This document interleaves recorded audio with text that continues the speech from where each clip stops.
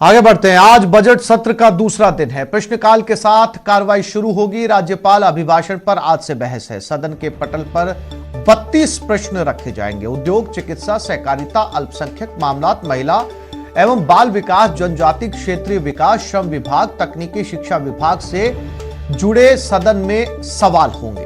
तो आज बजट सत्र का दूसरा दिन।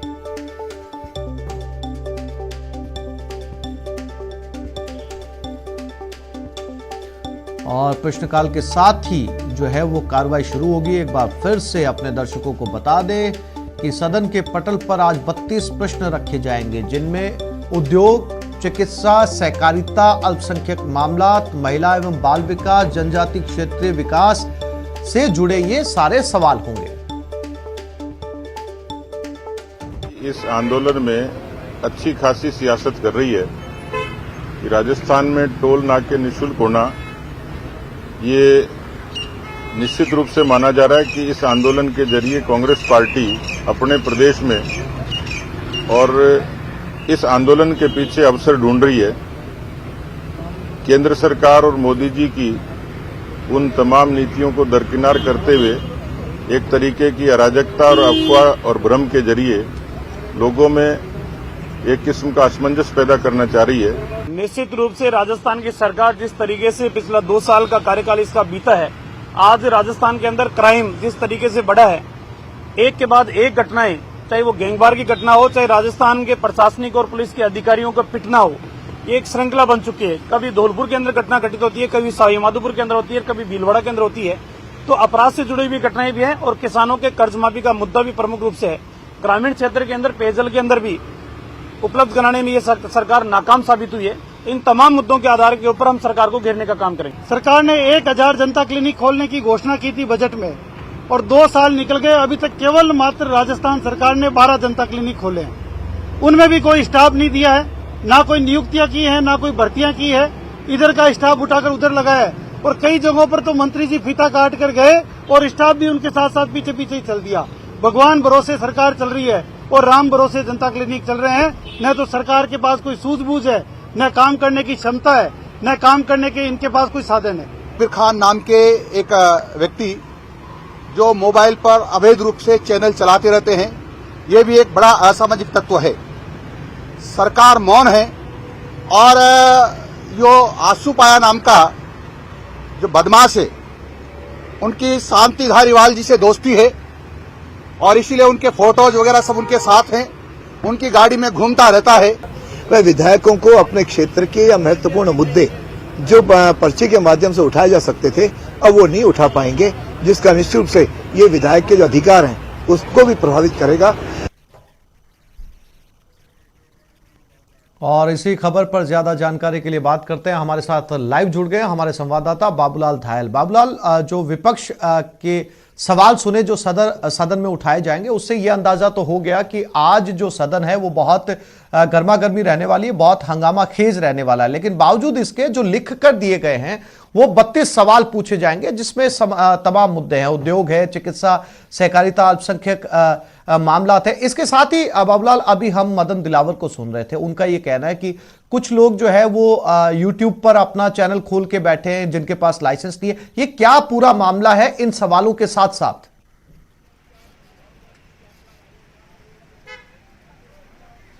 जी देखिए, इस वक्त विधानसभा की कार्रवाई शुरू हो गई है। किसान जो है वो केंद्र में है, दोनों ही पार्टियों के, बीजेपी और कांग्रेस के। बीजेपी के नेताओं ने आज जब विधानसभा में दाखिल हो रहे थे तो यही कह रहे थे कि राहुल गांधी बिल्कुल राजनीति कर रहे हैं, किसान के नाम पर ढकोसला कर रहे हैं, और कांग्रेस की कोई हमदर्दी नहीं है। और कांग्रेस को हमदर्दी होती तो राजस्थान में संपूर्ण कर्ज माफी कर दी जाती। दूसरी तरफ कांग्रेस जो दिल्ली के आसपास बॉर्डरों पर जो किसान बैठे हुए हैं उनको लेकर बीजेपी पर सवाल दाग रही है। तो कुल मिलाकर के किसान यानी कि राजनीति के केंद्र में इस वक्त दोनों ही पार्टियों को लगता है कि किसान के मुद्दे पर अगर वो सियासत करेंगी तो उन्हें कहीं ज्यादा फायदा होगा। लिहाजा राहुल गांधी कल आ रहे हैं, बहुत सारे विधायक और मंत्री उनके दौरे में भी चले जाएंगे। लेकिन इससे पहले आज राज्यपाल के अभिभाषण पर चर्चा होनी है। 32 सवाल लगे हैं आज। लेकिन एक जो बात सामने आई है वो ये कि अब विधायक पर्ची के जरिए सवाल नहीं उठा सकेंगे। कोई भी बड़ा महत्वपूर्ण इश्यू होता था तो वो पर्ची के जरिए विधायकों को मौका मिलता था और उन्हें अपनी बात कहने का हक था। लेकिन सीपी जोशी जो कि अध्यक्ष हैं, उन्होंने ये व्यवस्था बंद कर दी है। तो कई विधायकों ने इसका विरोध भी किया और कहा है कि उनके अधिकारों में कटौती की गई है और वो माननीय अध्यक्ष से मांग करेंगे कि उनका पर्ची का जो अधिकार था वो वापस बहाल होना चाहिए। मदन दिलावर ने कहा आज की आरएसएस के कार्यकर्ता की जो हत्या, जो उन पर जो गोली चलाई गई है, उसमें एक मंत्री के साथ में जो आरोपी है उसके फोटो हैं और भी बहुत सारी बातें सामने आ रही हैं। तो अभी जो है बहुत सारा हंगामा बरतना बाकी है। बीजेपी और कांग्रेस दोनों की तैयारियां हैं। कांग्रेस किसानों के जरिए ही, यानी किसानों के जरिए ही दोनों पार्टियां एक दूसरे को काउंटर करने की कोशिश करेगी। बिल्कुल बाबूलाल, भले ही सवाल 32 तैयार किए गए, लेकिन मुद्दे के मूल में जो है वो किसान आंदोलन ही रहने वाला है।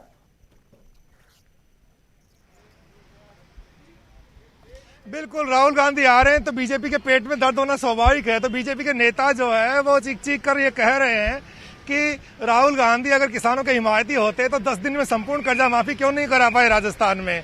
तो बीजेपी के लोग तो ये सवाल उठा ही रहे हैं। कांग्रेस के जो लोग हैं, कांग्रेस के विधायक हैं, वो साफ साफ कह रहे हैं कि बीजेपी किसान विरोधी पार्टी है। बेवजह कृषि कानून लाद दिए गए हैं किसानों पर, इतना भारी भरकम विरोध हो रहा है, 200 लोगों की जान चली गई है, इसके बावजूद भी कहीं पर कोई सुनवाई नहीं हो रही है और पीएम मोदी जिद पर बैठे हुए हैं। लिहाजा किसान की बात, किसान हितैषी बीजेपी नहीं है। हंगामा खेज रहता है और क्या कुछ मुद्दे उठाए जाते हैं बाबूलाल, इन सवालों को जो है इस सत्र में कितना इनको उठाया जाएगा, क्योंकि थोड़ी देर के अंदर हालांकि सत्र शुरू हो चुका है और हंगामे की खबरें भी सामने आने वाली है। आप बने रहिए वहां पर, समय समय पर आपसे अपडेट बाबूलाल लेते रहेंगे। फिलहाल तमाम जानकारी के लिए आपका धन्यवाद। बजट सत्र में कानून व्यवस्था बड़ा मुद्दा होगा। बीजेपी पहले से ही कानून व्यवस्था का सवाल उठा रही है। अब कोटा के रामगंज मंडी इलाके में एक आरएसएस नेता पर जानलेवा हमले को लेकर बीजेपी अध्यक्ष सतीश पूनिया ने सरकार को घेरा तो संसदीय कार्य मंत्री शांतिलाल धारीवाल का दावा है कि अपराधी गिरफ्तार किए जा चुके हैं। विपक्ष भ्रम ना फैलाए।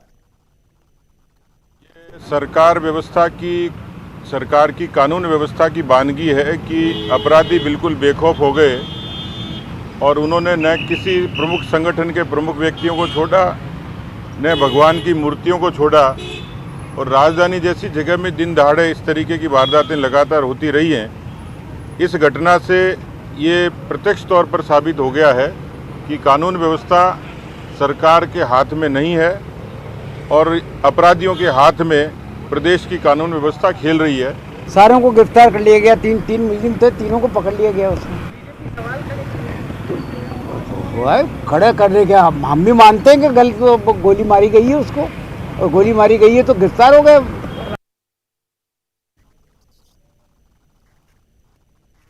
और पंडित दीनदयाल उपाध्याय की आज जयंती है। यहां पर प्रधानमंत्री नरेंद्र मोदी भी पहुंचे हुए हैं। देखते हैं सीधी तस्वीरें। प्रधानमंत्री मंच पर आ चुके। नमन करते हुए भारतीय जनता पार्टी के विचार और दर्शन के प्रेरणा पुरुष माननीय दीनदयाल जी को अपनी पुष्पांजलि अर्पित कर रहे हैं।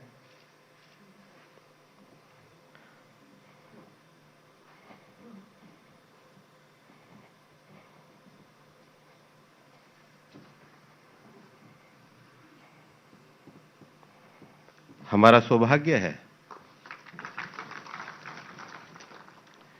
कि आज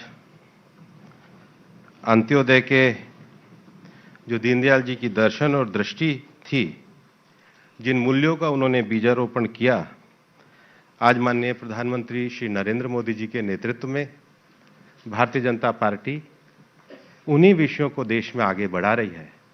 मैं इस अवसर पर राष्ट्रीय अध्यक्ष माननीय जगत प्रकाश नड्डा जी से निवेदन करूंगा कि वे हम सब की ओर से माननीय प्रधानमंत्री जी का अभिनंदन करें। माननीय नड्डा जी।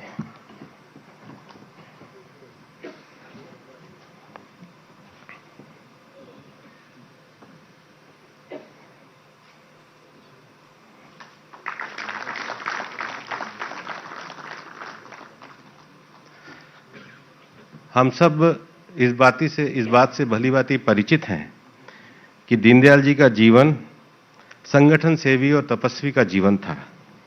राजनीति में शुचिता का संकल्प व्रत लेने की प्रेरणा पंडित दीनदयाल जी के राजनीतिक जीवन से हमको मिलती है और इस अवसर पर पार्टी के राष्ट्रीय अध्यक्ष माननीय जगत प्रकाश नड्डा जी से मैं निवेदन करूंगा कि वे इस अवसर पर हम सभी सांसदों को प्रास्ताविक भाषण दें।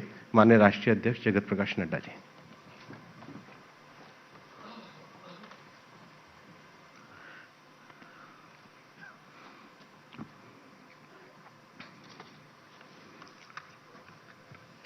भारत के यशस्वी प्रधानमंत्री आदरणीय श्री नरेंद्र मोदी जी, हमारे सभी यहाँ उपस्थित मंत्रीगण, सांसदगण, आज हम पंडित दीनदयाल उपाध्याय जी की 53वीं पुण्यतिथि मना रहे हैं, 53rd पुण्यतिथि मना रहे हैं। संसद लगने के कारण, सत्र होने के कारण हम लोगों ने तय किया कि हमारे सभी सांसदगण आज यहाँ उपस्थित होकर के पुण्यतिथि भी मनाएंगे और ऐसे ही हम देश भर में सभी इकाइयों में पंडित दीनदयाल उपाध्याय जी के कृत्य को याद भी कर रहे हैं और उनके बताए रास्ते पर चलने का संकल्प लेते हुए आगे बढ़ने का हम लोगों ने तय किया है।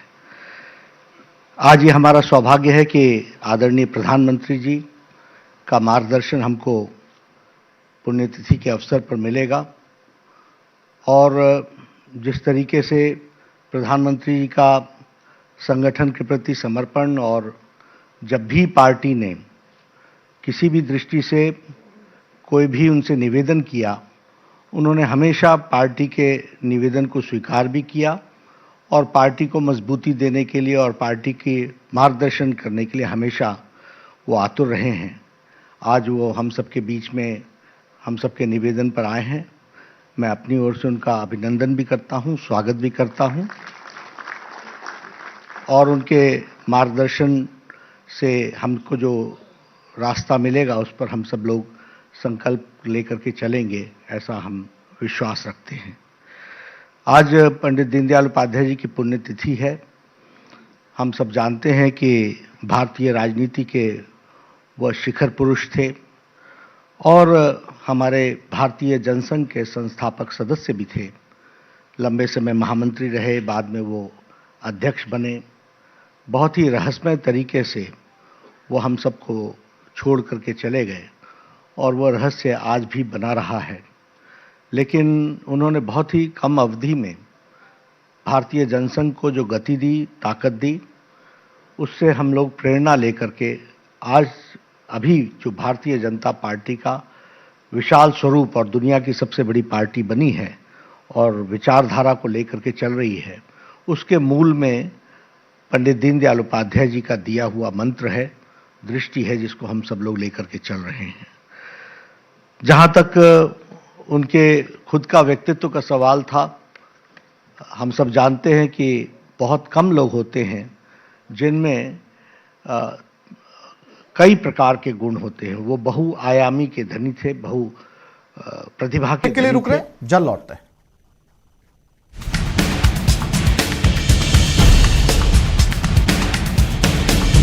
जैसलमेर से बड़ी खबर, जहां पाकिस्तान से एक संदिग्ध कबूतर आया। बीएसएफ के जवानों ने इस कबूतर को पकड़ लिया। कबूतर के पैरों में एक टैग लगा हुआ है। बीएसएफ के जवान इसकी जांच कर रहे हैं। टैग पर 27, 32 और 15 अंक लिखे हुए हैं। पंखों पर 230 जीपीएस, 150 जीपीएस और 310 जीपीएस भी लिखा है।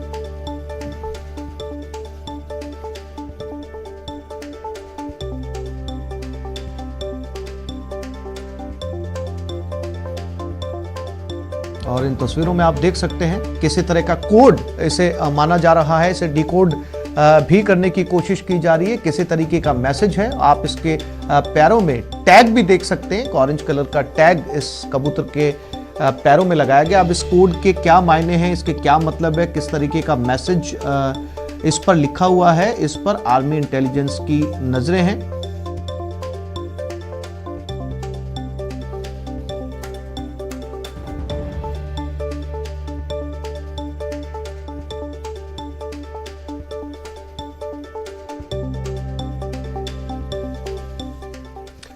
और ये खबर डूंगरपुर से है। एक युवक को बेरहमी का वीडियो सामने आया। इस वीडियो में कुछ लोग एक युवक को लड़की के कपड़े पहनाकर उसे टॉर्चर करते हुए नजर आ रहे हैं।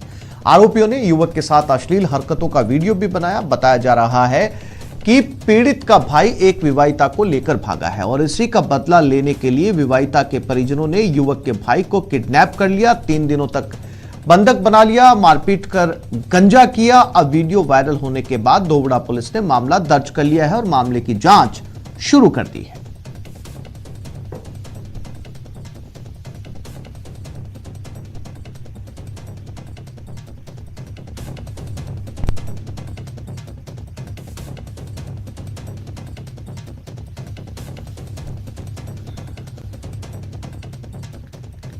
साथ में कुछ व्यक्तियों ने उसको यहाँ से उसके घर से यहाँ दोवड़ा से लेके गए हैं और ले जाकर उसके साथ में मारपीट किया है, मिसबिहेव किया है, उसका वीडियो बनाया है और उसको वायरल कर दिया है।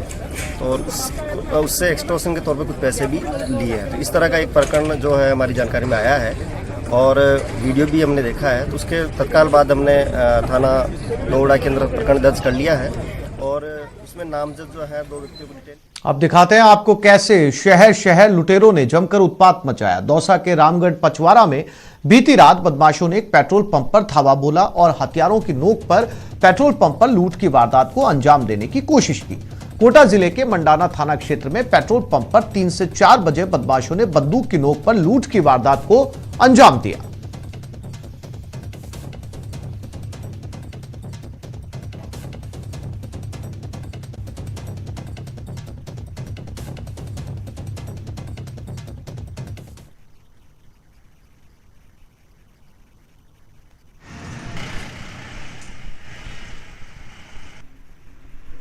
कोचिंग सिटी कोटा में भी बदमाशों के हौसले बुलंद है। यहां मंडाना थाना क्षेत्र के एक पेट्रोल पंप पर अज्ञात बदमाशों ने लूट की वारदात को अंजाम दिया। सुबह करीब 3-4 बजे के बीच वारदात को अंजाम दिया गया। बताया जा रहा है कि चारों बदमाश हथियारों से लैस थे और पेट्रोल पंप कर्मियों से 1 लाख रुपए लूट कर फरार हो गए। वहीं लुटेरों को पकड़ने के लिए पुलिस ने जिले भर में नाकेबंदी कर दी है, लेकिन अभी तक लुटेरों तक पुलिस नहीं पहुंच पाई। ऐसे में देखना यह होगा कि पुलिस लुटेरों तक पहुंच पाती है या नहीं।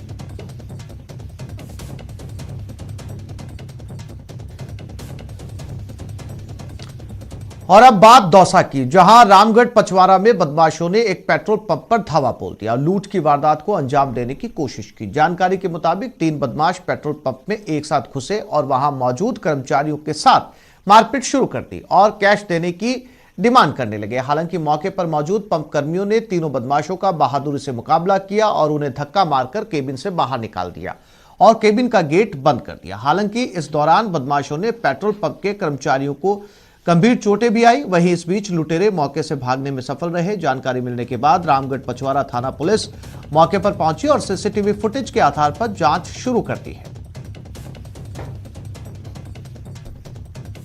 रोड पर पेट्रोल पंप है, यहाँ पर 2 सेल्समैन बंटी और सीताराम बैठे थे। 3 बदमाश आए और उन्होंने पेट्रोल पंप लूटने का प्रयास किया, लेकिन सेल्समैन ने विरोध किया तो सेल्समैन के साथ मारपीट करके भाग गए। सूचना मिलने पर हम मौके पर पहुंचे हैं।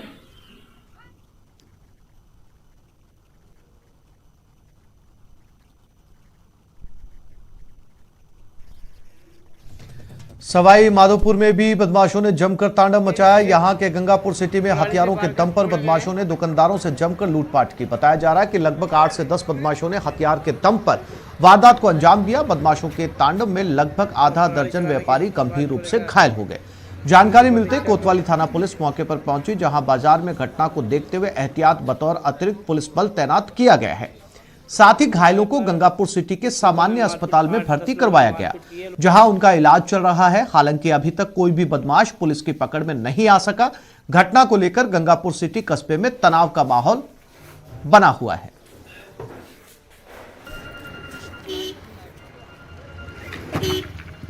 इस गाड़ी के भी शीशे कुल्हाड़ी से बाहर कर तोड़े गए हैं।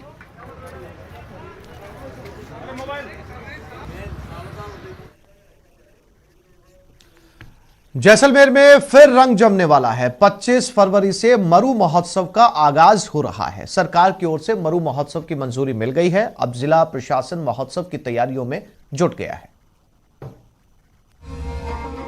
फिर सजेगी सुरों की महफिल।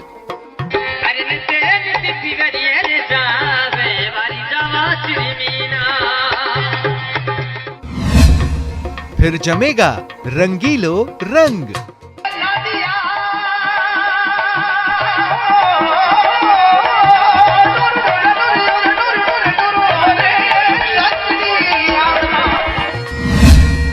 धोरों में गूंजेगी संगीत लहरियां।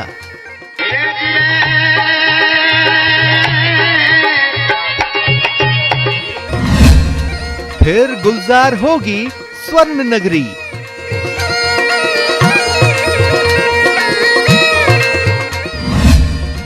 25 से 27 फरवरी तक मरु महोत्सव की धूम।